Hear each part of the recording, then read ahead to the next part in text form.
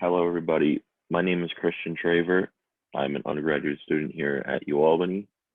Um, I am taking class CHC 242, which is cybersecurity, and I have Professor Tatar.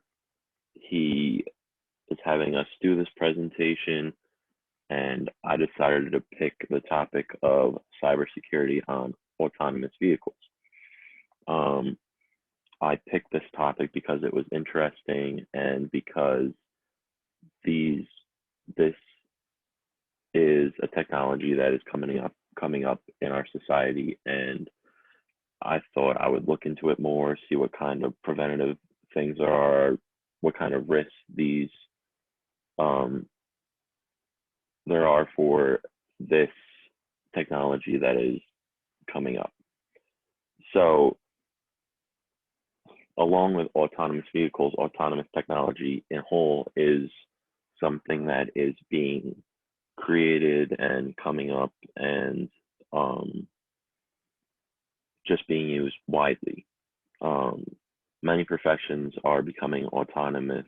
Just this month, November 2020, a lot of toll workers on the New York State Thruway are losing their jobs because of the autonomous tolls taking in effect. It's very sad to see, but it's shown that autonomous things are more efficient and the state isn't going to need to pay workers to do a job. So the autonomous technology is actually starting to shift into vehicles. By that I'm meaning, as of right now, Tesla is one of, if not the only company that has autonomous vehicles. Yes, you can still drive Teslas, but they also have an autonomous feature where they will drive themselves. They will be able to park themselves, pretty much do anything and everything that an autonomous vehicle um, will be able to do. There are some cars who have autonomous features. I believe there's a Honda car the Honda Sonata, that can park itself, but to that extent, that's the only form of autonomous vehicle there is. Um, what I am planning on talking about are the risks of cybersecurity that autonomous vehicles face.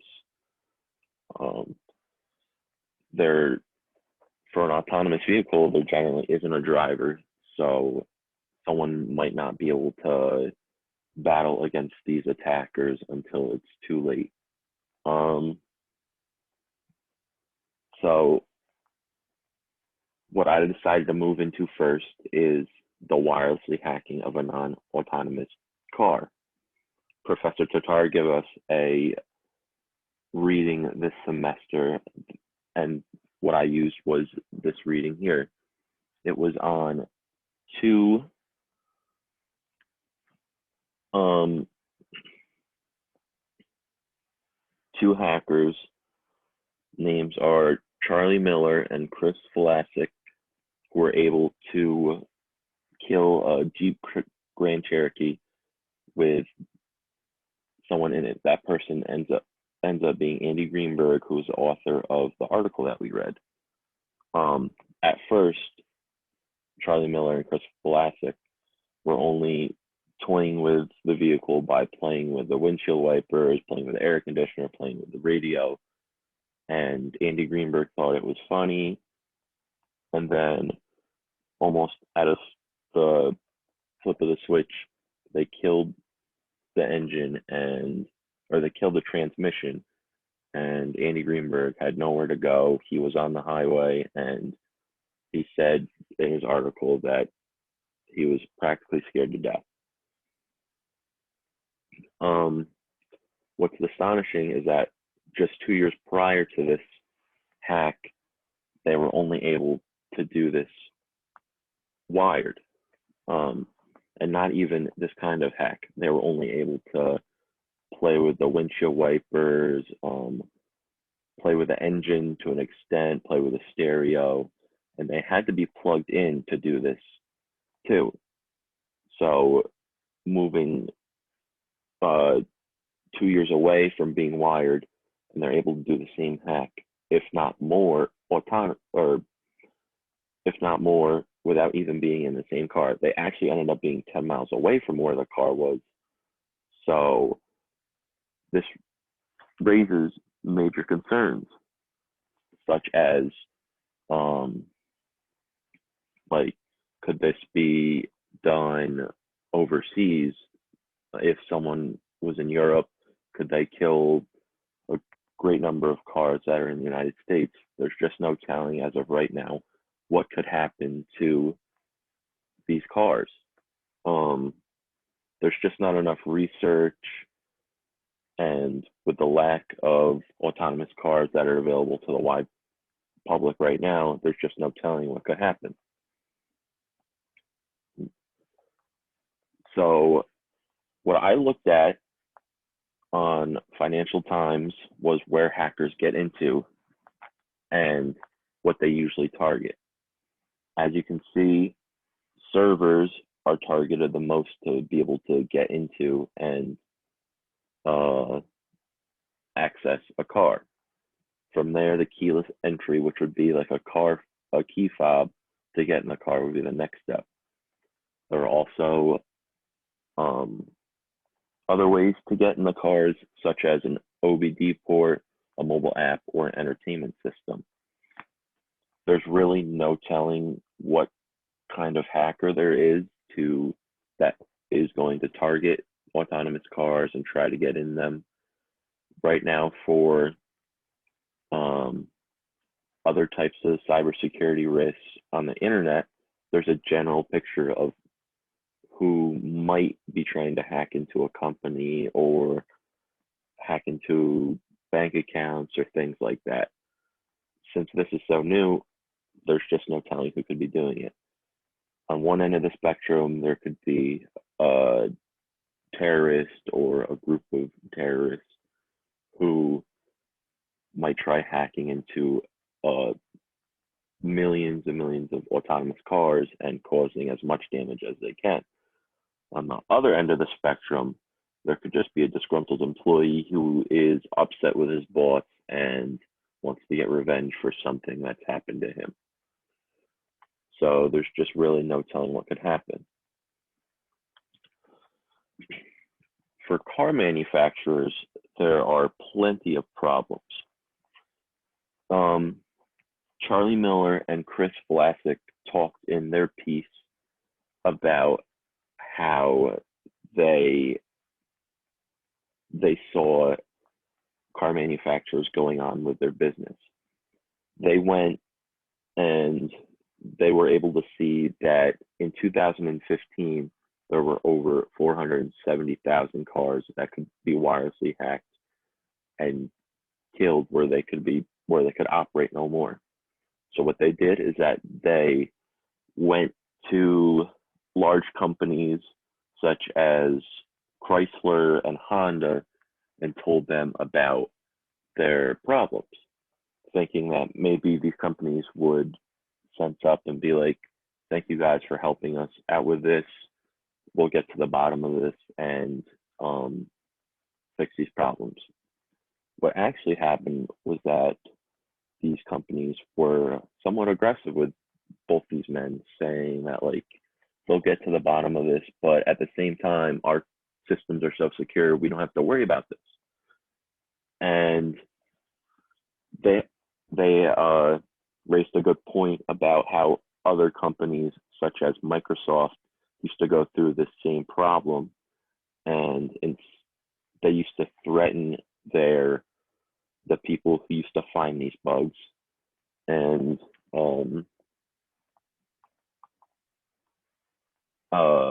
with lawsuits and other things.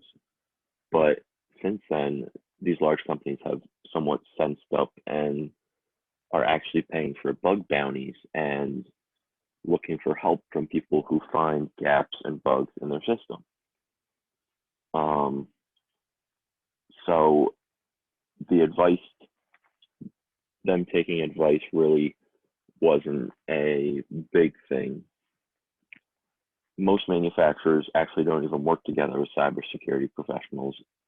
They figure they got a car and it's advanced enough to where they don't think anybody will be able to access what's inside. Also, they want to be able to do their job without somebody else saying what they should be doing or um, how they should be conducting their business.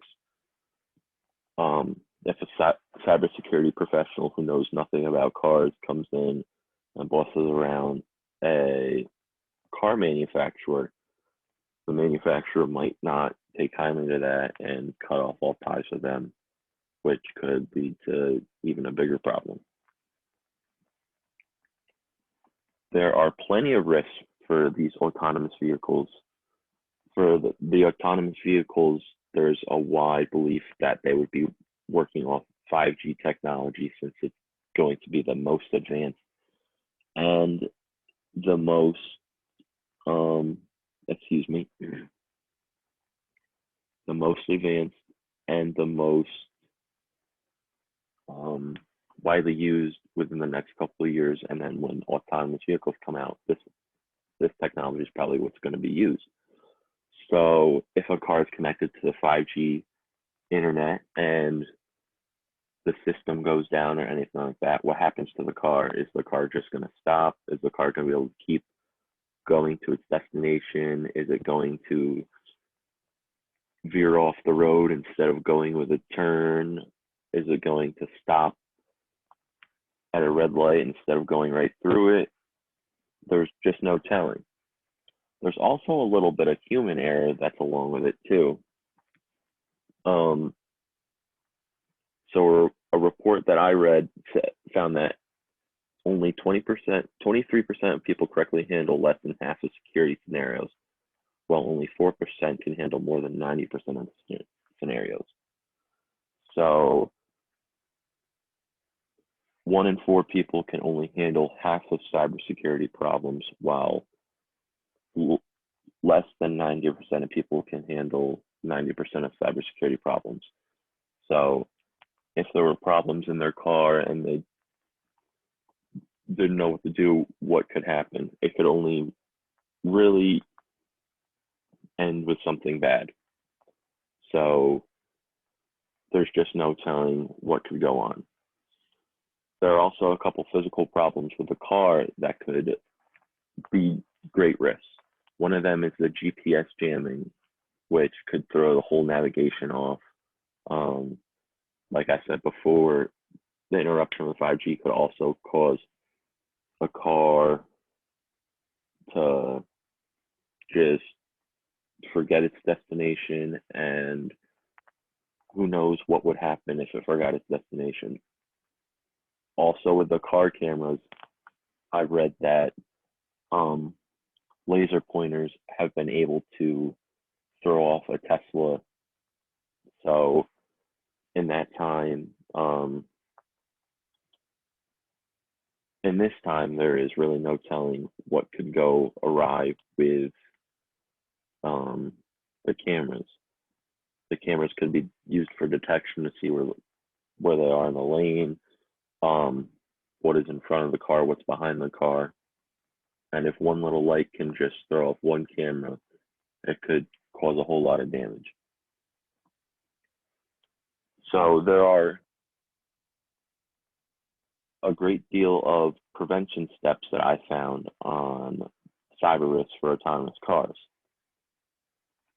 So what I think would be best in mind would be car manufacturers working together with cybersecurity professionals. Yes, that doesn't happen a lot right now, but there's just no telling what could happen in the near future. Perhaps they work together and they come out with a car that is secure and that everybody would want, then it's a win for both sides. There are also some laws and guidelines that have been brought out to protect people with autonomous vehicles. For instance, the nation's Economic Commission for Europe has been working on uh, regulations to improve automotive cybersecurity and software update management. They've planned on implementing regulations in 4 areas dealing with managing vehicle cyber risks, securing vehicles by design to mitigate risks along the value chain, detecting and responding to security incidents across vehicle fleets, and providing secure software updates and ensuring vehicle safety is not compromised. That's just one small part of the world, but if they prove to be dedicated and want to keep autonomous cars secure, then this could be very helpful. I also found that the car and its communication system could have some prevention for cyber risks. One of them would be encrypted communication between the vehicle and its services to ensure that there's nothing going on, that there would be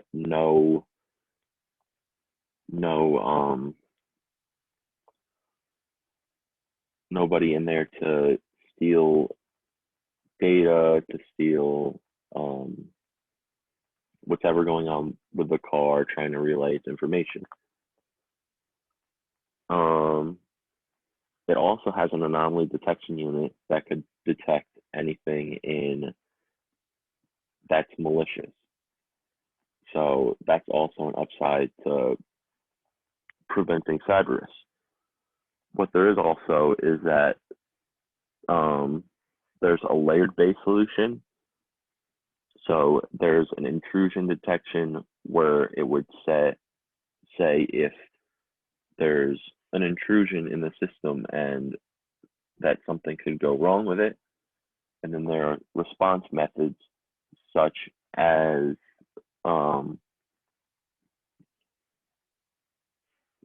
maybe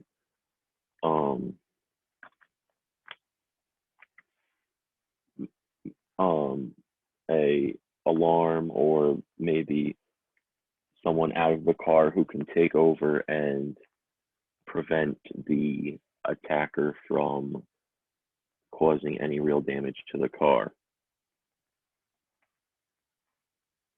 So in conclusion, I found that autonomous vehicles are in fact going to be in the future. There's just no telling when and where they are going to be, and there needs to be a lot of work done before they are introduced. I'm thinking that the best thing that could happen is that car manufacturers and cybersecurity professionals would work together. If they don't work together, then I really don't see autonomous cars becoming one of the staples in the near future. If they can't work together diligently, then they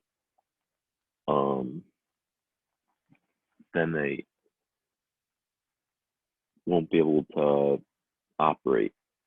I also think that an increase in laws could help keeping the drivers and passengers of autonomous vehicles safe.